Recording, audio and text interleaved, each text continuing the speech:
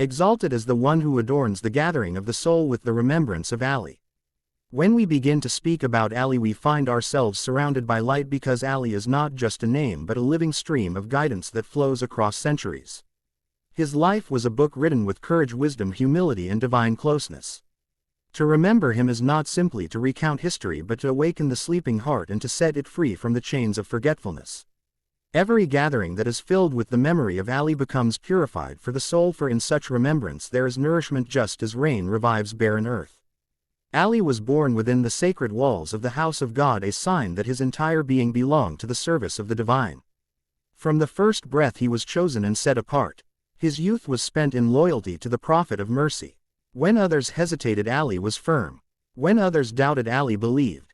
When others held back, Ali stepped forward with faith that never wavered. His soul was a mirror reflecting the truth, and his actions were chapters of sincerity.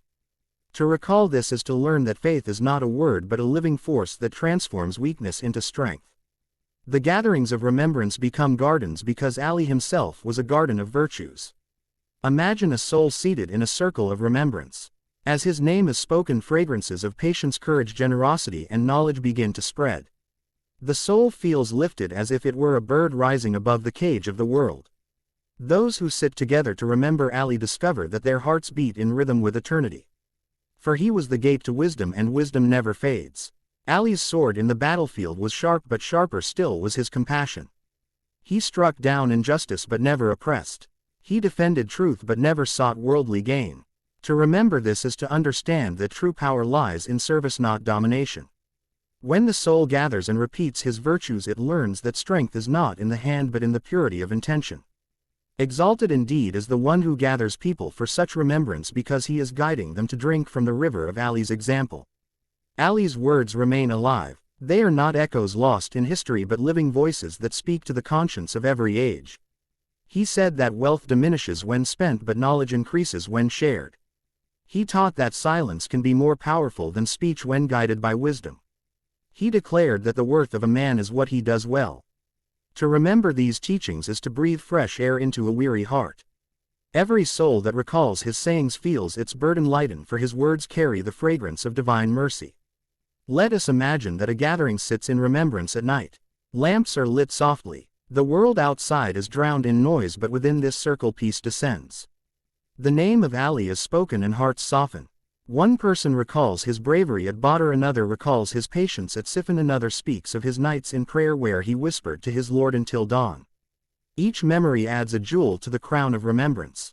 In such moments the soul feels adorned and exalted because it participates in honoring a servant beloved of God. Ali lived simply, yet his presence carried majesty.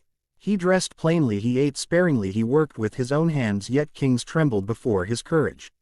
This paradox is the essence of true nobility. The soul that remembers him learns that greatness is not in palaces or titles but in humility before God. His remembrance teaches us to walk lightly upon the earth, to serve without expecting return, and to forgive even when power lies in our hand. When Ali spoke, his words were arrows of truth that pierced falsehood.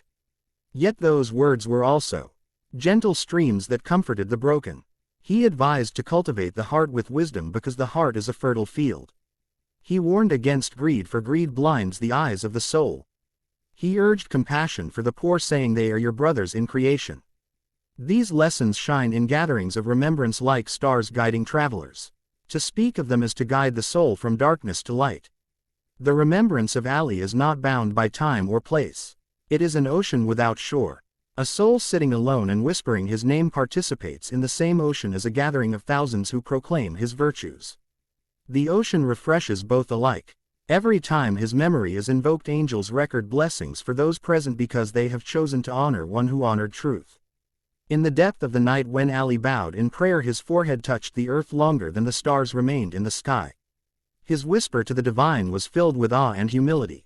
He wept for fear of God and longed for his mercy. To remember this is to realize that closeness to God is found in humility, not pride. The soul that recalls his prayers feels drawn to kneel as well, to seek forgiveness and to hope in the endless mercy of the Creator. His justice was legendary. As a ruler, he made no distinction between rich and poor. He sat with the needy, he fed the hungry with his own hands. He judged without favor even when it concerned his own kin. To remember this is to understand that justice is not a slogan but a sacred duty. The soul that gathers in his remembrance learns to measure life by fairness and compassion, not by greed or power. The knowledge of Ali was vast. The Prophet himself declared that he was the gate to the city of knowledge. His insights embraced the heavens and the earth. He spoke of the mysteries of creation, of the purpose of life, of the destiny of the soul. His remembrance elevates the mind as well as the heart.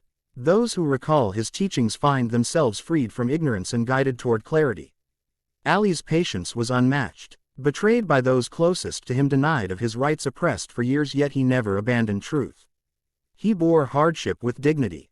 He placed trust in God alone. To remember this is to learn that patience is not weakness but strength of the highest kind. The soul that gathers in his remembrance is trained to endure trials with hope and steadfastness. His courage was unmatched. In battles when fear shook armies, Ali stood firm like a mountain. His eyes never turned from the truth. His heart never quivered, yet after the battlefield he would weep for those who opposed him. He saw them as misguided, not enemies. To recall this is to learn that courage without compassion is brutality, but courage with compassion is divine. Ali's generosity flowed like a river. He gave not from excess, but even when he had nothing. He fasted while giving his food to the orphan, the prisoner, and the needy. He slept hungry so that another might sleep filled. To remember this is to awaken generosity within the soul. A gathering that speaks of his charity plants seeds of compassion in every heart. Exalted is the one who adorns the gathering of the soul with such remembrance, because he becomes a gardener planting eternal seeds. Every time Ali's name is spoken in love, it is like water poured upon a thirsty tree. The tree of faith grows stronger, the branches of hope spread wider, and the fruits of good deeds multiply.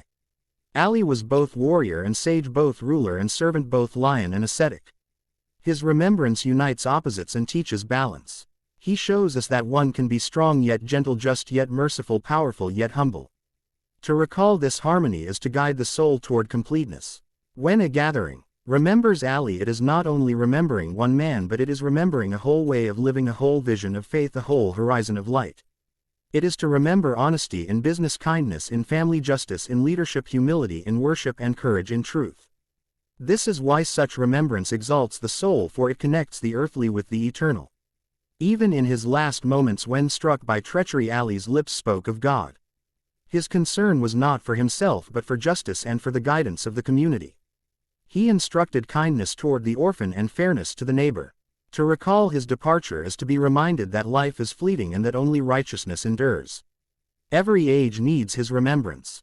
When greed spreads, we recall his generosity. When fear prevails, we recall his courage. When injustice rises, we recall his fairness. When arrogance grows, we recall his humility. His memory becomes a mirror showing us what we lack and what we must seek. The soul that remembers Ali does not remain the same.